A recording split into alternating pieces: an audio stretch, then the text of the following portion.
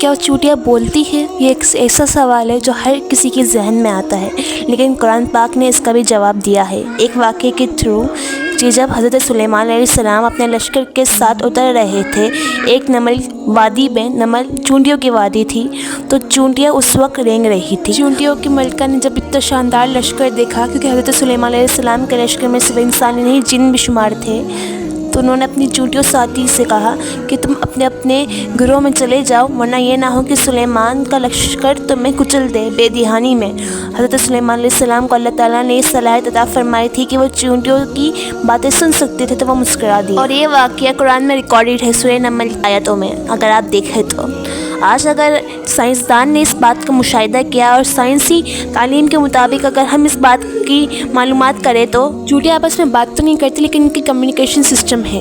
ایک سسٹم یہ ہے کہ وہ اپنی جسم سے ایسے کیمیکل پرووائڈ کرتی ہے جو وہ دوسری چونٹی کے منہ پہ چپکا دیتی ہے، اور وہ دوسری چونٹی اس مواد کو ڈیکوڈ کر کے تمام معلومات حاصل کر لیتی ہے۔ دوسرا، وہ اپنی موومنٹ اور باڈی لینگویج سے بھی چونٹیوں کو پیغام پہنچاتی ہے، ان سے باتیں کرتی ہے۔ یہ سائنسی معلومات جدید ہے، لیکن اللہ تعالیٰ نے 1400 سال پہلے قرآن پاک میں بتا دیا تھا کہ چونٹیاں بھی آپس میں کمیونیکیٹ کرتی ہیں۔ چونٹیوں کے بارے میں اگر مزید معلومات کی جائے، اس کی صلاحیت دیکھی جائے، تو ایک چونٹی اپنے وزن سے 30 گنا زیادہ وزن اٹھا سکتی ہے، یعنی کہ اگر ایک بچے میں اتنی طاقت ہو تو وہ گاڑی کو 2 ہاتھوں سے آرام سے اٹھا سکے۔ ایک چونٹی ہمیشہ جھنڈ میں رہتی ہے، یہ ایک سوشل کیڑا ہے جو کہ ایک قبیلہ بناتی ہے، اور اس کی دیکھ بھال، اس کا کنٹرول ملکہ چونٹی چلاتی ہے۔ جب ملکہ مر جاتی ہے تو اس قبیلے کا نظام 3-4 دن کے ہفتوں میں ہی ختم ہو جاتا ہے، کیونکہ بغیر ملکہ اور بغیر سپورٹ کے، بغیر کسی اتھارٹی کے کوئی سوسائٹی نہیں چل سکتی۔ چونٹی ایک ایسا کیڑا ہے جو ایک محنت کش ہے، اور اس میں نہ کہ فیمیل بلکہ میل بھی کام کرتے ہیں۔ ایک محنت مزدوری والا کیڑا ہے جو کہ مسلسل محنت کے تھرو روزی جمع کرتے ہیں، مطلب رزق جمع کرتے ہیں۔ چونٹیوں کی 12,000 سے زیادہ اقسام دریافت ہو چکی ہے۔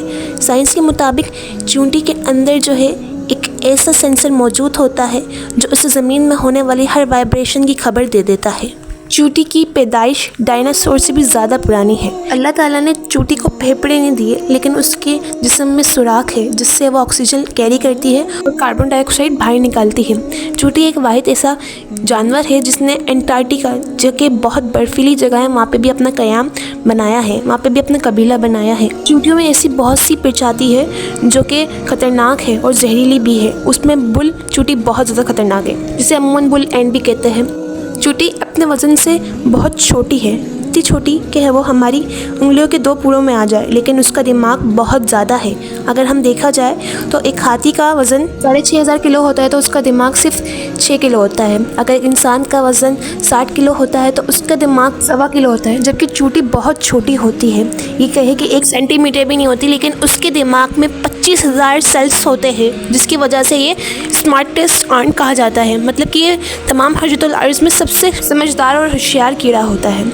چیٹی چاہے کہیں سے بھی کھانا کیوں نہ لے، لیکن کھاتی وہ اپنے بل میں ہی ہے، کیونکہ وہ اپنی جسم سے ایک ایسی خوشبو، ایک ایسا اسمیل پوائنٹ برآمد کرتی ہے جس کی وجہ سے وہ اپنے راستے کو تلاش کرتی ہے۔ آسٹریلیا کے سائنسدانوں کی ایک ریسرچ کے مطابق پرانے زمانے کی چونٹیاں جو کہ تھوڑی اولڈ ہو، وہ اپنے دشمنوں کو پہچان لیتی ہے، اور اس کے ہی ذریعے تمام قبیلے والے بھی دشمنوں کی طاقت اور عادات کو پہچان لیتے ہیں۔ آسٹریلی سائنسدان نے اس کے متعلق ہمیں ایسی مثال دی کہ مانے آپ ایک قبیلے سے لڑ رہے ہیں اور اس قبیلے کے فرد نے نیلا اسکارف پہنا ہوا ہے، اور اس قبیلے کے ہر فرد نے نیلا اسکارف زیبتن کیا ہوا ہے۔